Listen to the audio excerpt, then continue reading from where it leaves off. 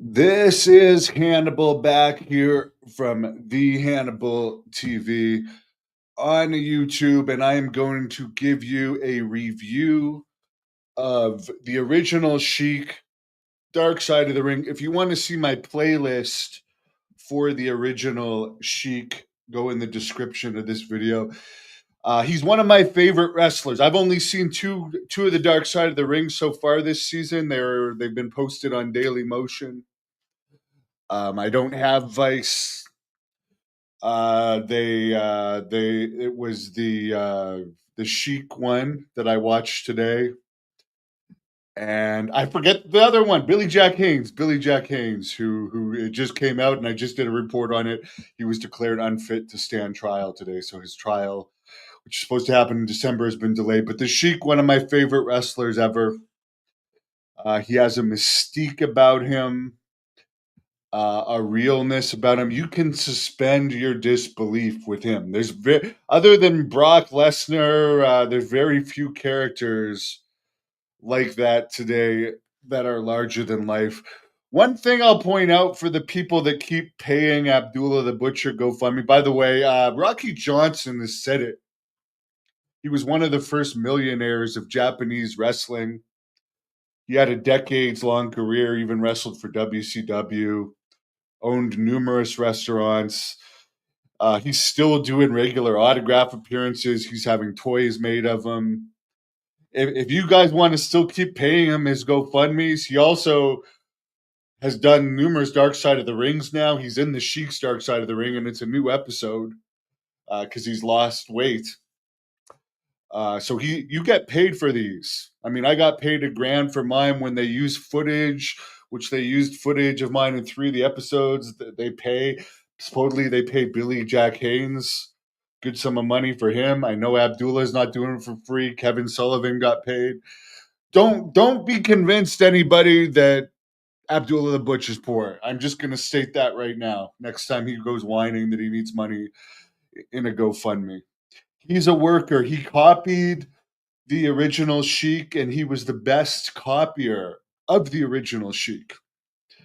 He was the most successful copier of the original Sheik. And the second most successful copier of the original Sheik would be Sabu, who did a lot more acrobatically than the Sheik. Jim Cornette says it in this documentary. He never saw the Sheik climb to the third rope. But Sabu definitely became an icon in wrestling and was very similar to his uncle. Sabu is in this. It came out the week after he died, or maybe the week of he died. I'm not exactly sure. Uh, but it's kind of sad seeing Sabu in this.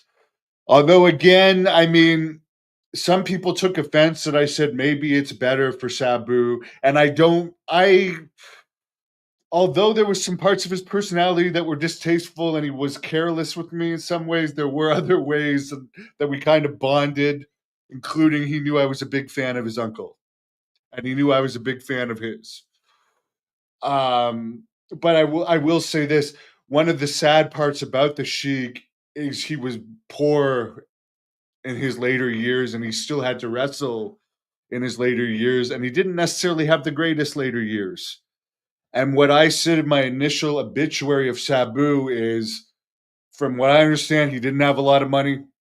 Sabu at 60 years old now. He just had to wrestle a match despite being extremely hurt. I know when he wrestled me 3 years ago, he personally told me he was in a lot of pain. And when he showed me the knife in his boot and told me not to stiff him, which I wasn't planning on it anyways, he said, I only took this match because I needed the money. So, I mean, this is a guy that really, he's not going to go work at Walmart. He didn't have his money saved. He's only 60. In some ways, it's better that he just passed. He lost his wife for the love of his life. I mean, was he really going to have the greatest next 20 to 30 years, living in pain, wondering how he's going to eat his next meal? That was what I was saying about Sabu, because it doesn't sound like the Sheik had the greatest end of his life.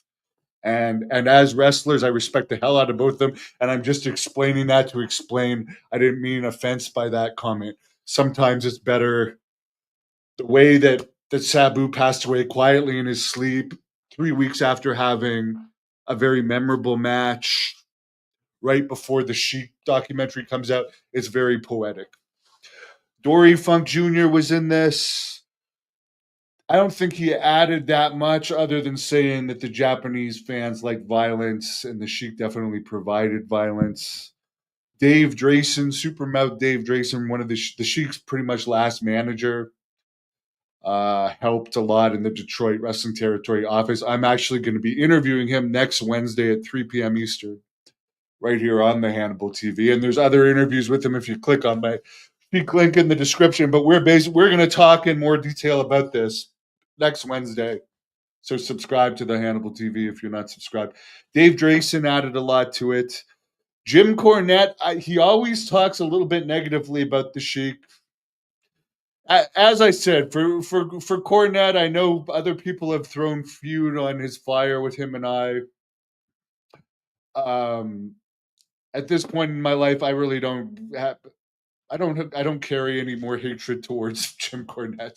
He does what he does, riles people up, and is successful at it. And as I said, I think people were throwing fuel on the fire of both sides of the Jim Cornette feud, which made him make up certain stuff about me that certainly was not true. But that's not a grudge that I'm going to hold against people forever because in the end, I really don't care. I've moved on. But yeah, he always likes to throw shots about the Sheik keeping himself on top too long. I understand where Cornette's coming from there. But overall, I liked it. They talked about something that Sabu talked about in my interview with Sabu about the Sheik, where they were in the ring that caught on fire and they almost died because the fire was sucking all the oxygen out of the air, and they all got burns. But overall, the thing I like about the Sheik is how scary he was and how he makes you suspend your disbelief. How real. I mean, you don't look at him and be like, "Oh, what a cheesy gimmick, the Sheik." I mean, he could scare you. He was very successful. Yeah, much like I hear that Carlos Colon had a gambling problem, which is one of the reasons he had pay issues, and WWC had a lot of financial difficulties over the years. I mean, it's similar with the Sheik. Apparently, he had a gambling issue, which they go into in this. Barbara Sabu was in a lot of pain. Was in an extreme amount of pain. Ivan, I haven't seen the Eddie Gilbert one. Now that I've found, maybe now that I've said where they're all posted, Vice will have it taken down. But I'll go back and watch some of the other ones now that I found where they're posted. But let me know what you thought about it in the comments. Overall, this is one of the better ones. This is one of the better Dark Side of the Rings. I thought it was overall very fair. They didn't really seem to have an agenda like they have in some of them. And again, Abdullah Butcher still out there making money. Don't fall for his foolish working the fans that he's broke.